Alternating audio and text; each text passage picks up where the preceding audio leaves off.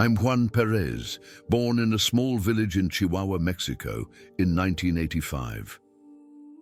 I can still picture the dusty roads that led to my family's modest adobe house, the scent of fresh tortillas wafting from the kitchen, and the sound of my mother's voice calling us in for dinner at sunset. Life was simple but beautiful. We didn't have much, but we had each other. My father, Francisco, was a farmer. He had the rough, sun-weathered hands of a man who worked the land with patience and care.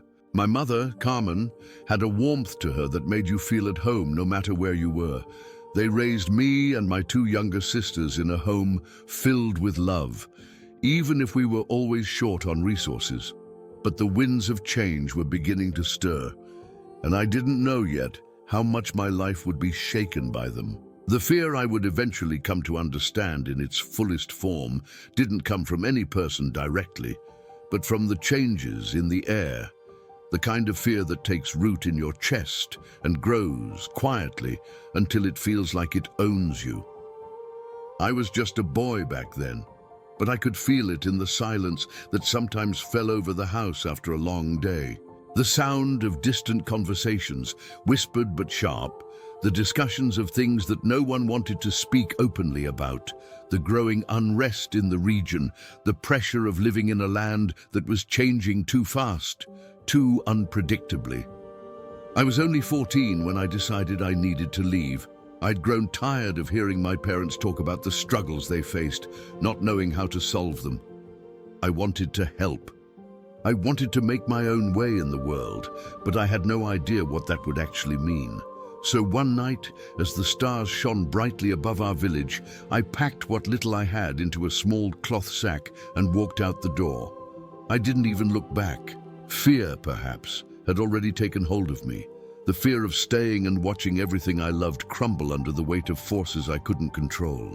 I started my journey northward toward the United States, thinking that the answers would be there, that somehow I would find peace on the other side of the border.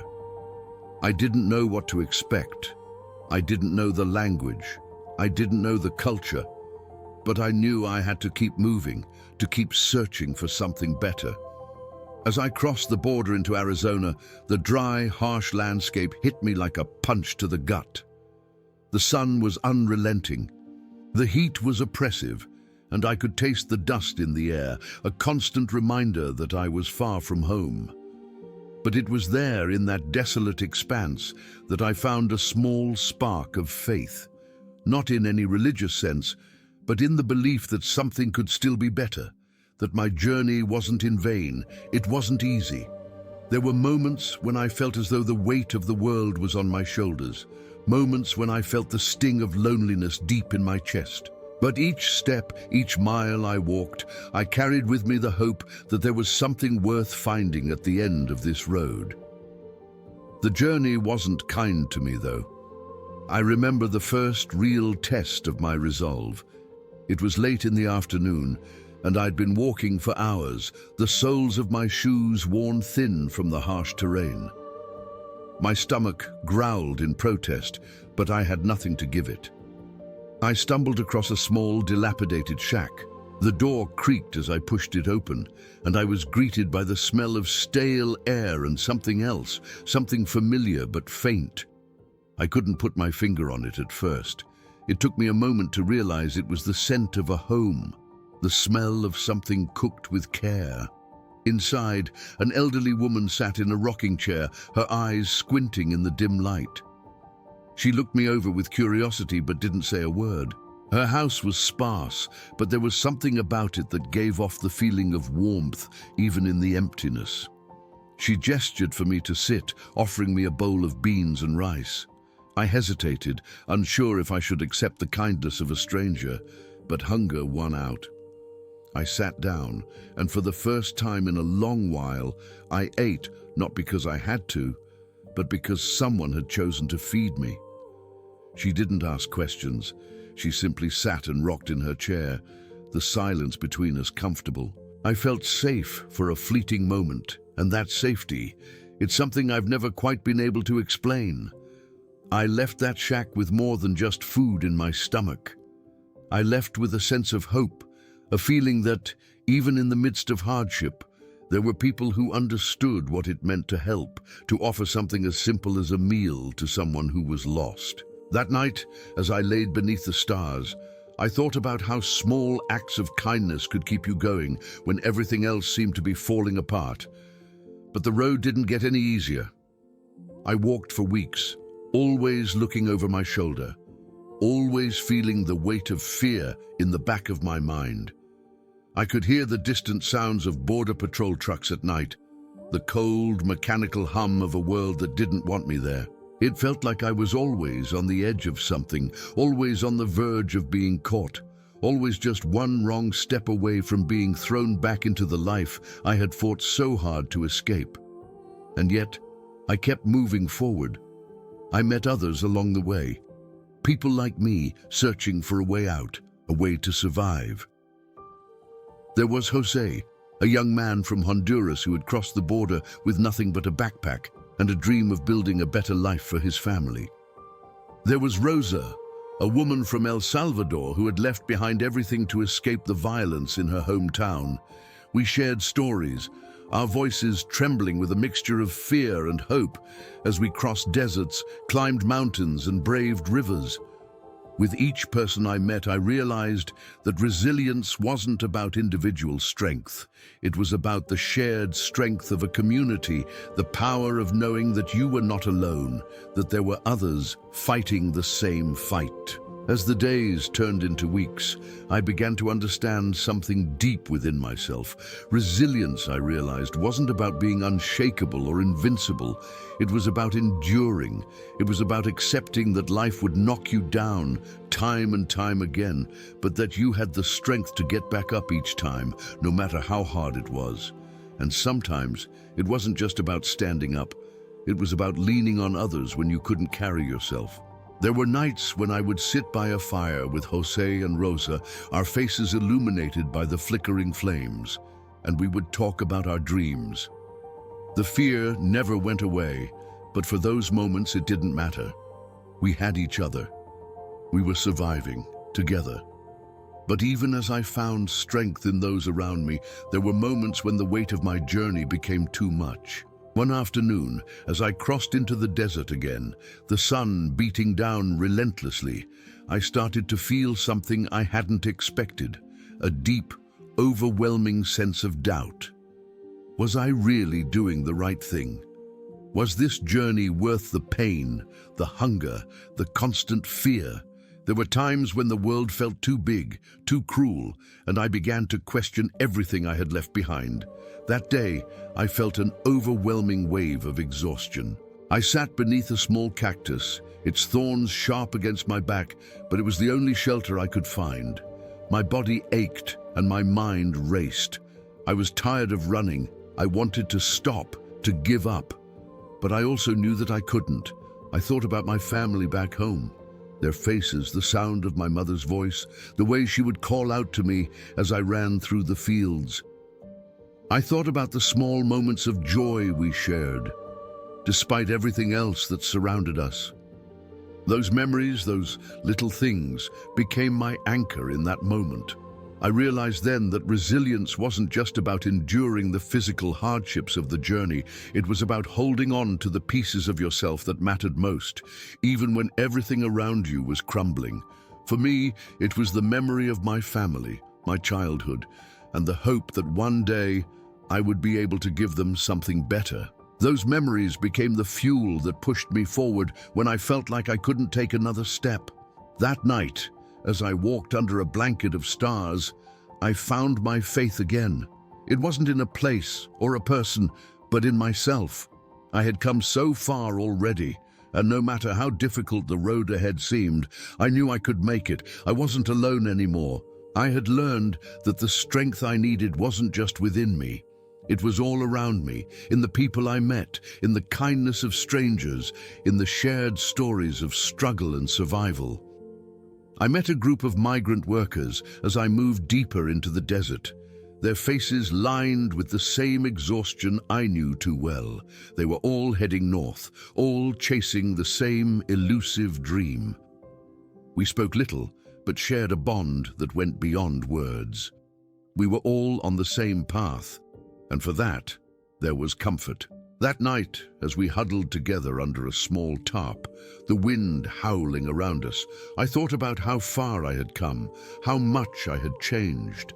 In those quiet moments, I realized that the fear that had once paralyzed me had slowly started to transform. It wasn't gone, but it had become something different, a kind of respectful companion. Fear was no longer something I ran from. It was something I learned to walk alongside. And in doing so, I found courage, not in spite of my fear, but because of it. The more I faced, the more I grew, and the more I understood that the greatest battles were often the ones fought within. But even with all that understanding, the reality of the journey was still harsh. There were still nights when I wondered if I would make it through. There were still mornings when the hope that had carried me so far seemed to flicker like a dying flame. But with each challenge, I knew more deeply that resilience wasn't just about finding strength. It was about continuing to move forward one step at a time, even when everything inside you screamed to stop. As the weeks passed, I began to see the world around me differently. The desert, once just a vast expanse of nothingness, began to reveal itself in layers. The sunsets, which had once felt like an endless reminder of my isolation, now became a symbol of hope. Each one reminding me that no matter how difficult the day had been, it would eventually end, and a new day would come. The harsh winds that once stung my skin now whispered of resilience, of survival. Each gust seemed to carry a message. Keep going, keep moving forward. And I did. But it wasn't just the physical landscape that changed. I began to notice subtle shifts in myself too. I could feel a quiet strength building inside me, one that wasn't reliant on external circumstances. I didn't need to be surrounded by familiar faces to know who I was. I didn't need comfort or stability to find peace. The resilience I had once sought outside myself was now inside me, like a steady flame that refused to be extinguished. One evening, while walking alongside a small group of fellow travelers, we reached the outskirts of a small town. It wasn't much, just a collection of dilapidated houses and a few sparse businesses, but it was a place of refuge, a brief pause in our journey. As we sat on the dusty ground near a corner store, a kind man approached us. He didn't speak much, but offered us cold water, bread, and a few cans of beans. There was no judgment in his eyes, no questions about where we had come from or why we were there. He simply saw people in need and responded with kindness. That moment, more than any other, was when I truly understood the power of small acts of kindness. In a world that often seemed indifferent to our struggles, those little moments of humanity were like lifelines, reminders that, despite everything, we weren't invisible, we were seen. And in that there was a quiet kind of victory. But even with that brief moment of peace, the journey continued to challenge me. We pressed on, walking through towns and fields, always in search of something better, something safer. As I moved further into the United States, the sense of fear returned. But it was different now. It wasn't the paralyzing fear of before, the fear of the unknown. Instead, it was the fear of what I might find on the other side.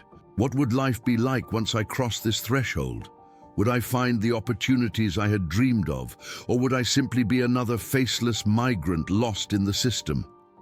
I couldn't let those questions stop me. I couldn't afford to stop moving. I had already come too far, had already fought too hard to turn back now.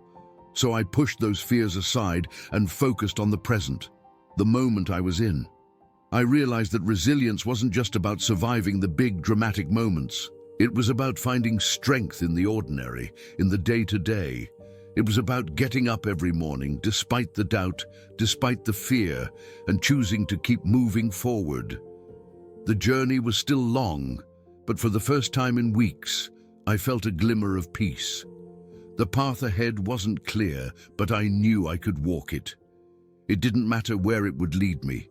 All that mattered was that I was still moving, still pushing forward, and that I had the strength to continue, no matter what.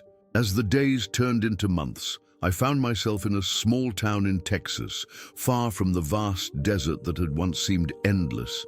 The town was quiet, a place where everyone seemed to know everyone else. It felt like a world apart from the journey I had been on. The streets were lined with neat houses, each with a small patch of green grass in front. For the first time in what felt like forever, I stopped. I took a deep breath and let the cool air fill my lungs. It was different from the dry heat of the desert, but somehow it felt like a small victory, like I had made it to some kind of haven. I found work at a local farm, doing whatever needed to be done, planting, harvesting, fixing fences. It wasn't glamorous, but it was honest work. My hands, which had once been soft and unused to labor, were now calloused and rough.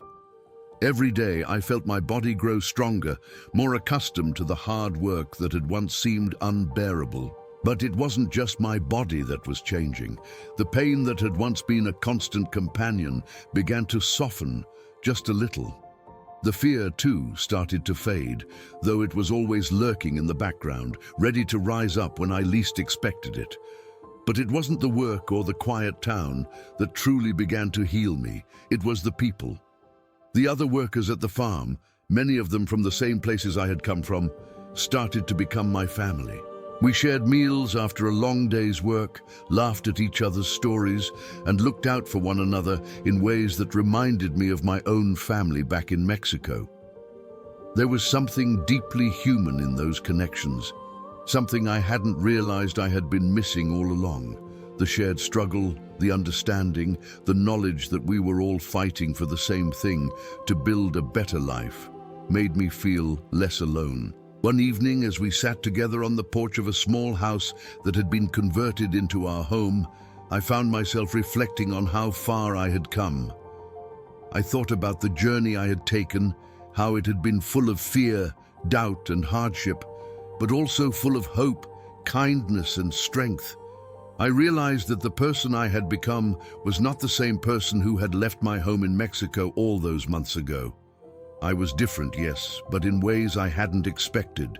I had learned not just to survive, but to live, to embrace the good moments, even when they were fleeting, and to carry the bad ones as lessons that shaped me into who I was today.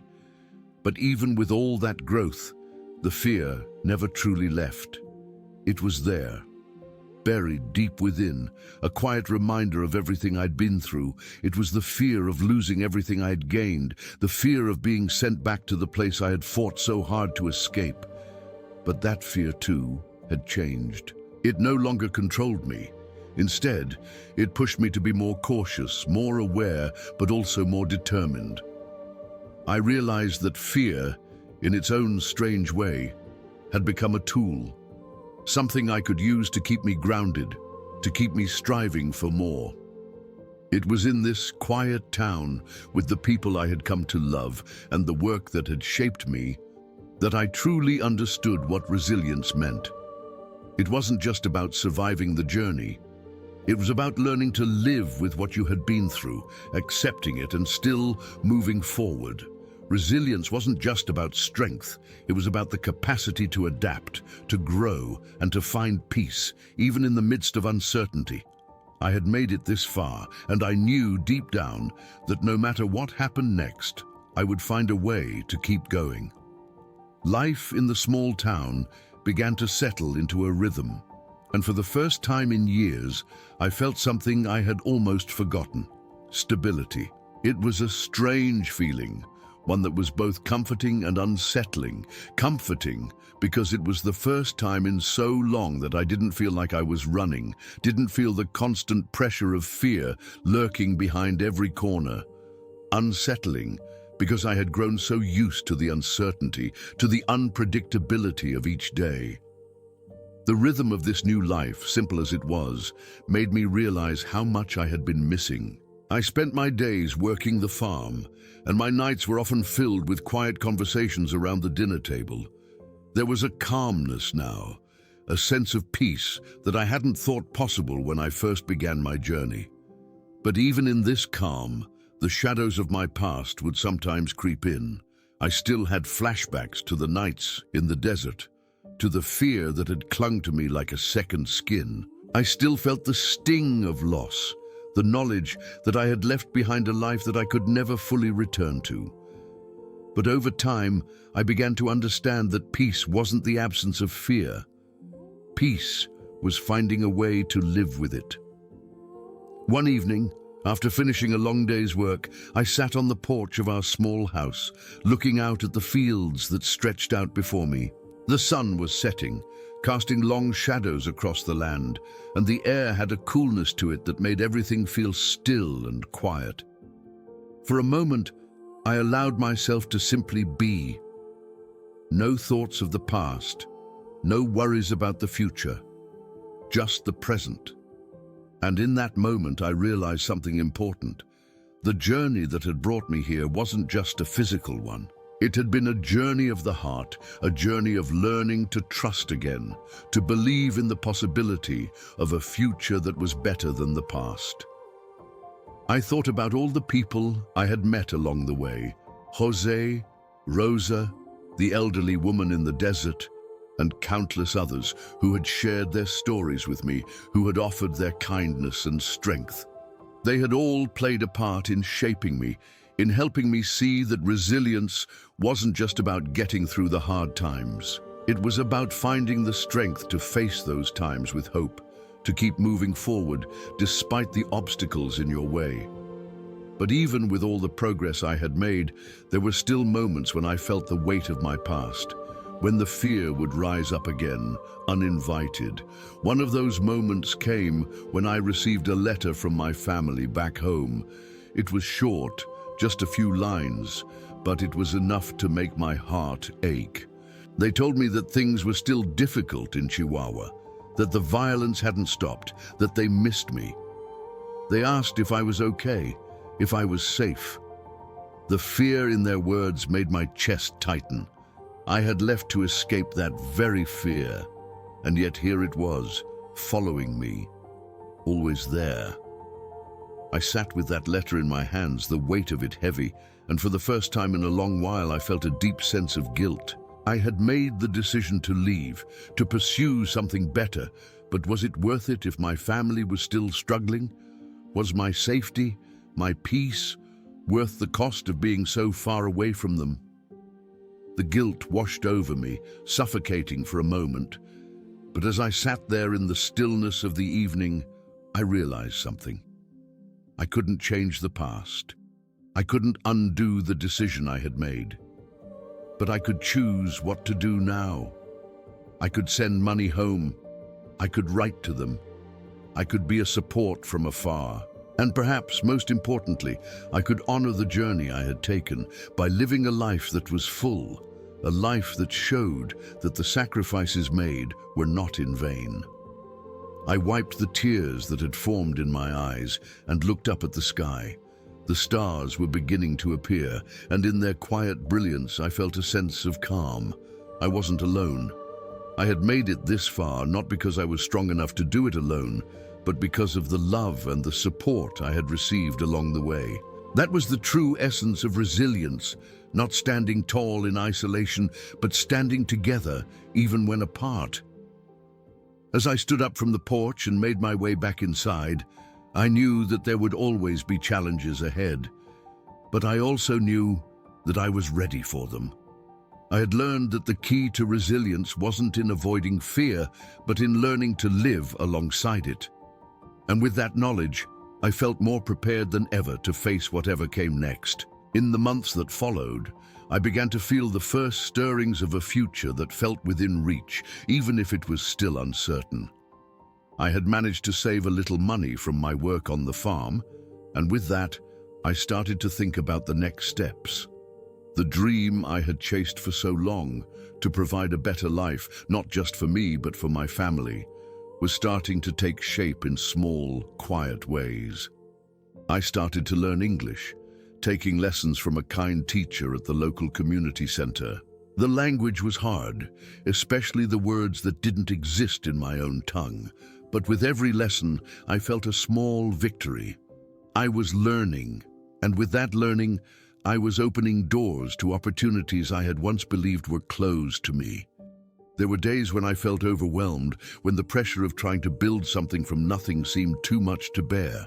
I'd sit alone in my small room after a long day, the weight of it all pressing down on me. The doubt, the fear, the exhaustion, they were always there waiting for a moment of weakness. But then, in those moments of quiet, I would remember the people I had met along the way, the ones who had given me hope, even when I had none left to give. Their faces would come to me in flashes, reminding me that I was not alone, that there were others like me who had been where I had been and who had found their own way. And so, I kept moving forward. I kept waking up each morning, putting one foot in front of the other, even when I wasn't sure where the road would take me. It was a quiet kind of courage, the courage to keep going, to keep learning, to keep building, even when the world felt uncertain and the future was unknown. There was one particular day, several months after I had arrived in the town, that I'll never forget. I was working the farm, as usual, when a car pulled up. It was a shiny black sedan, very different from the dusty trucks that usually came by. A man stepped out, wearing a suit and tie, looking completely out of place in this small, rural town. He introduced himself as Mr. Thompson, and after a few minutes of small talk, he asked me a question I wasn't prepared for. "Juan," he said, "have you ever considered working in the construction business? I've seen your work here, and you have a strong work ethic. We could use someone like you in our team." At first, I didn't know what to say. The offer was so unexpected, so different from anything I had ever imagined. I had come to this town seeking safety, not a career change. But as I looked into Mr. Thompson's eyes, something shifted within me. He wasn't offering me just a job. He was offering me a chance to build something bigger, to be part of something that was not just about surviving, but about thriving. That evening, as I sat down to write to my family, I reflected on how far I had come.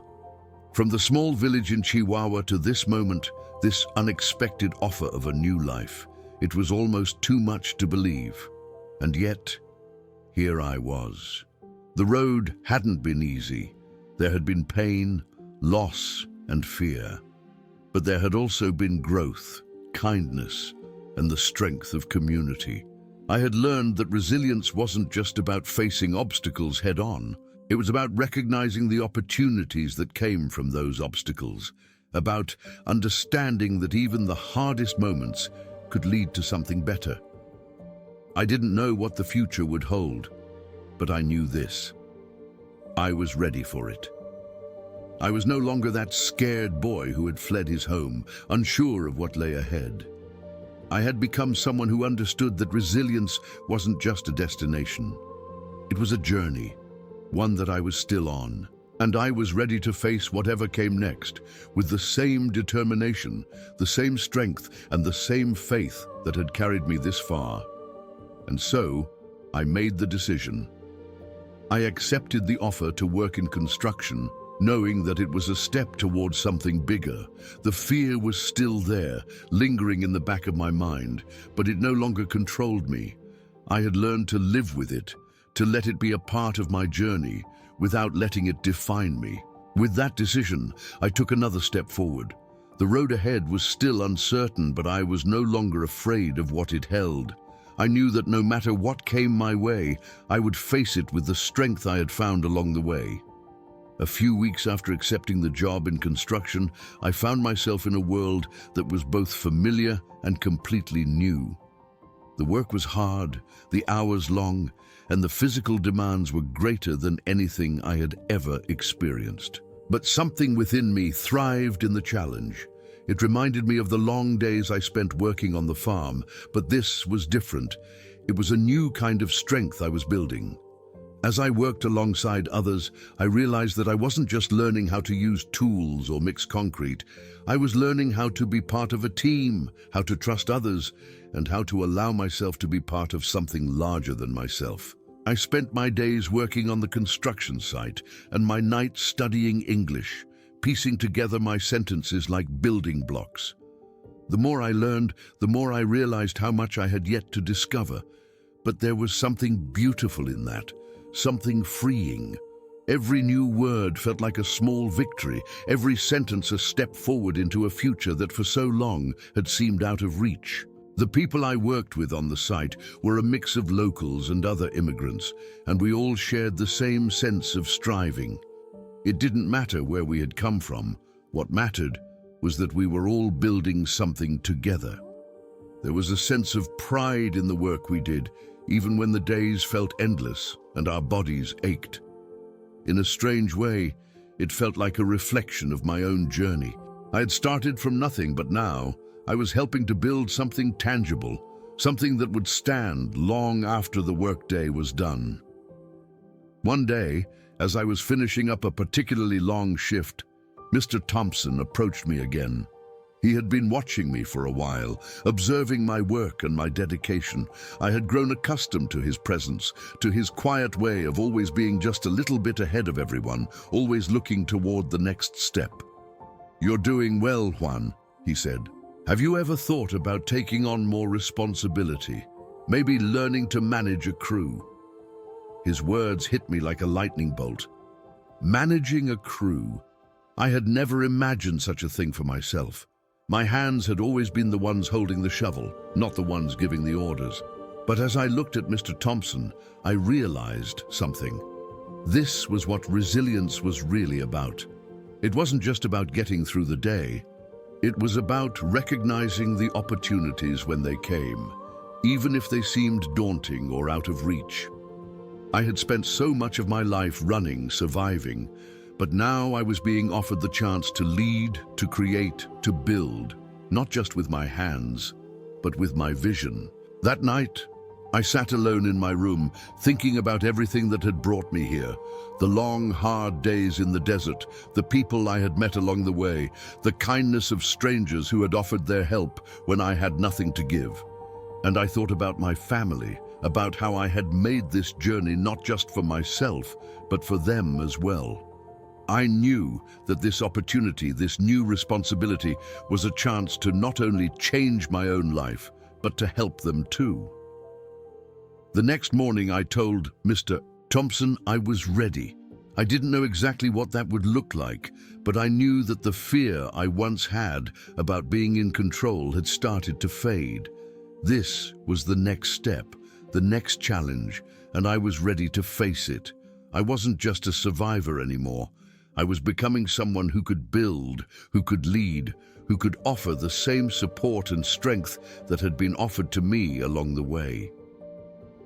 The days that followed were filled with new lessons, new challenges. I learned what it meant to manage a team, to communicate clearly, to make decisions that would affect others.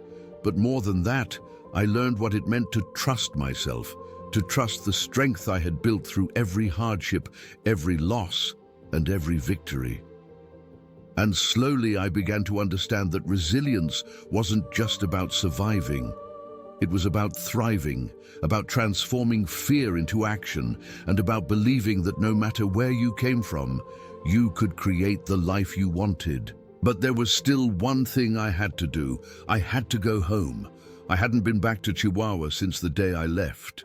The thought of returning, of facing the people I had left behind, was terrifying. I wasn't sure if they would see me as the boy who had left in search of a better life, or the man I had become, stronger, more confident, but still carrying the weight of my past. But I knew it was time to show my family that the journey had been worth it. Time to tell them that despite all the fear, all the doubt, I had made it. The decision to go home wasn't an easy one. My heart raced at the thought of stepping back into the life I had left behind.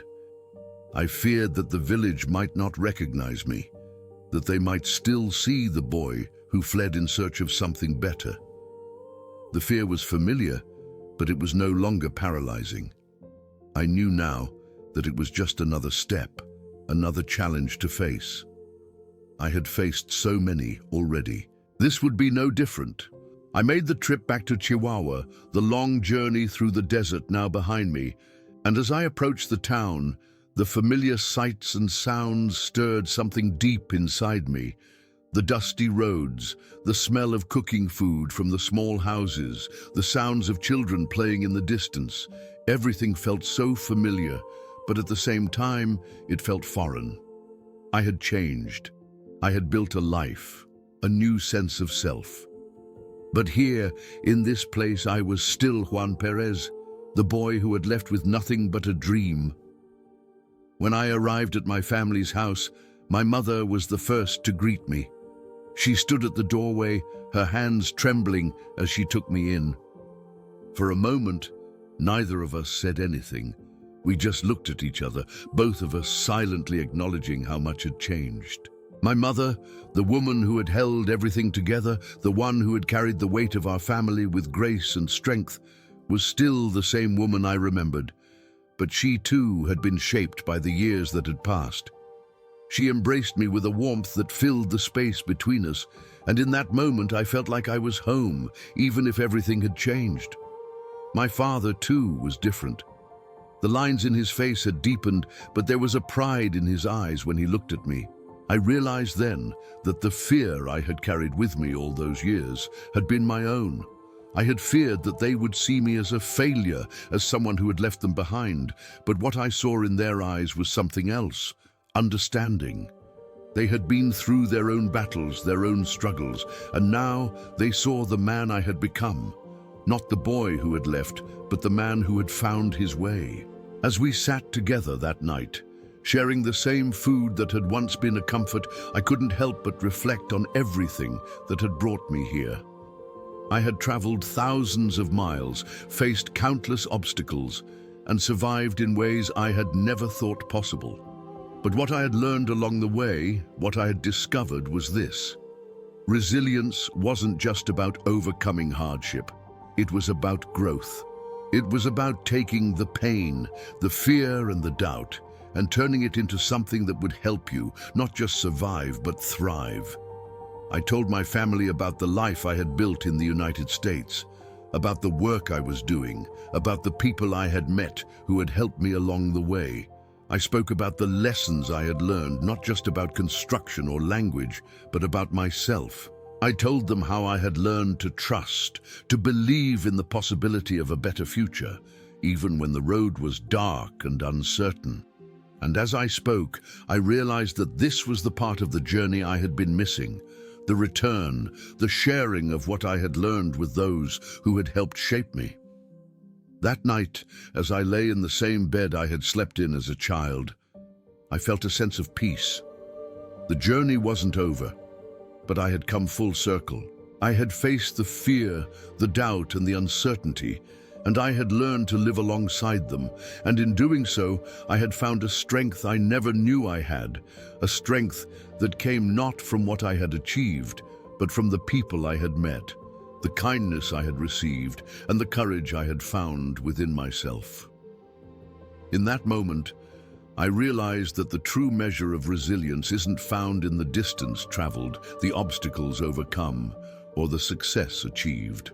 It's found in the ability to return, to reconnect with the past, and to show others the strength that comes from moving forward. It's about learning to embrace the journey with all its pain and joy, and finding the courage to keep going, no matter what. And so I knew that no matter where my journey took me next, I would carry that lesson with me. Resilience isn't just about surviving. It's about living fully, embracing the pain and the beauty, and finding the strength to keep going, no matter where the road leads. As the days passed in my hometown, I found myself slipping back into the rhythm of life that once felt so familiar. Yet even with the comfort of being with my family again, I couldn't shake the realization that I had changed in ways I hadn't fully understood until I returned. The fear that had once consumed me, the fear of never being good enough, of not being able to overcome the challenges ahead, had faded. It had been replaced by a quiet confidence, a belief in myself and the path I had walked.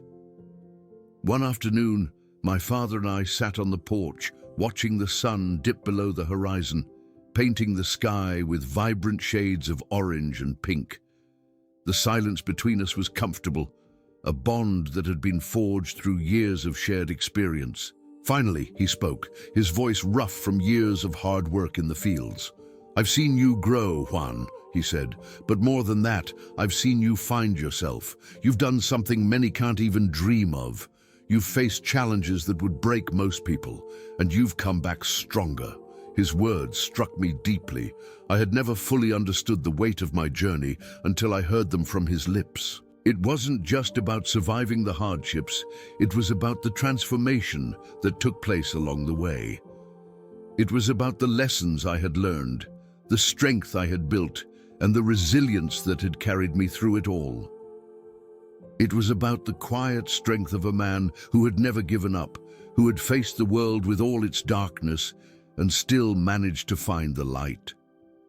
That evening, as we gathered for dinner, I couldn't help but think about how much my perspective had shifted. The things that had once seemed so important, the fear of failure, the anxiety of the unknown, no longer held the same power over me. I had faced the worst of it, and I had come out stronger on the other side. I had learned that resilience wasn't about avoiding failure or running from fear. It was about facing those things head-on, learning from them, and finding the strength to keep moving forward. The next morning, I woke up early, as I always did, to the sound of roosters crowing in the distance. The smell of fresh coffee filled the air, and I couldn't help but smile at the familiar comfort of it all. But as I stood there, looking out at the fields that stretched beyond the horizon, I knew that my journey wasn't over. The road ahead would continue to present challenges. But I had learned something important. Resilience isn't a destination, it's a way of life. I thought about the future, about the possibilities that lay ahead. There were still things I wanted to accomplish, people I wanted to help, and dreams I wanted to chase. But I also realized that I didn't need to have everything figured out. I didn't need to know exactly where I was going, because I had learned that the journey itself was just as important as the destination. Every step I took, every challenge I faced, and every person I met had shaped me into who I was today, and I was proud of that person. I looked over at my family, gathered around the table, and I realized that this moment, this feeling of peace and fulfillment, was the true reward of resilience. It wasn't about the accolades or the recognition. It was about the connections, the relationships, and the knowledge that I had fought for this life, for this moment, and that I had the strength to continue. And so, as I stepped into the next chapter of my life, I carried with me the lessons I had learned along the way. I had learned that resilience is not just about bouncing back from hardship. It's about growing from it, evolving, and finding peace in the process. It's about embracing the journey with all its ups and downs, and knowing that no matter what, you have the strength to keep moving forward. As I stood there, watching the sun rise over the mountains in my hometown, I realized something crucial. The journey I had taken through pain, doubt, fear, and resilience was never just about me. It was about every person I had met along the way, every moment of kindness, every lesson learned. It was about my family, about the love they had given me, even when I couldn't see it. It was about everyone who had walked beside me in their own struggles, showing me that we are never alone in our battles. I thought about the people who had helped me when I had nothing to give. Jose, Rosa, the elderly woman who had fed me when I was starving. I thought about the kindness of strangers, the solidarity I had found among fellow travelers, and how it had kept me going, even when I felt like giving up. It wasn't just about surviving the journey. It was about building connections, about recognizing that resilience is not a solitary act, but a shared experience. And now, here I was, standing on the other side of that journey, a different person than the one who had left Chihuahua all those months ago. I had learned that resilience was not just about overcoming hardship, but about embracing the journey itself. It was about learning, growing, and most importantly, about never giving up. no matter how difficult the road ahead seemed. The fear that once held me captive no longer had control over me. It was there, yes, but I had learned to walk beside it, to face it with courage and resolve. I had learned that true strength isn't about never falling. It's about getting up every time you do. It's about facing the storm head-on, knowing that after the rain, the sun will shine again. And so as I looked ahead, I knew there would be more challenges, more obstacles, and more moments of doubt. But I also knew that I was ready for them. Because no matter how difficult the journey, no matter how many times I stumbled, I had proven to myself that I had the strength to keep going. And that strength was something no one could take away from me. If this story of resilience touched your heart, don't forget to subscribe to the Resilience Stories official Now channel. Share this with anyone who needs a little encouragement and turn on notifications to hear more stories of overcoming adversity. Remember, the road may be long and the path may be difficult, but with resilience, there's nothing you can't overcome. Keep moving forward. Your story is just beginning.